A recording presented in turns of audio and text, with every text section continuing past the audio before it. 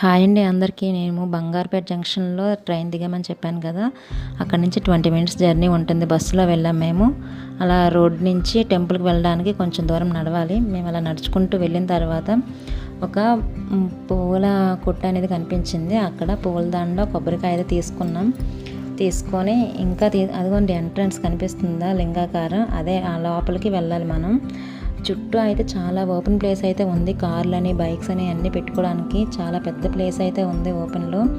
ఇంకా అలా ముందుకు వెళ్ళిన తర్వాత అక్కడ ఇవి కనిపిస్తున్నాయి కదండి, ఇవే స్టార్టింగ్ కౌంట్. ఇది ఇక్కడ నుంచి స్టార్ట్ అవుతాయి లింగాలు అనేవి, కోటి లింగాలు అనేవి. అక్కడి నుంచి వెళ్ళిన తర్వాత లోపల మొత్తం ఇంకా అలాగా చుట్టూ చాలా లింగాలు అయితే ఉన్నాయి. చాలా బాగుంది. మీరు కూడా ఒకసారి చూడండి, చూపిస్తున్నాను వీడియోలో.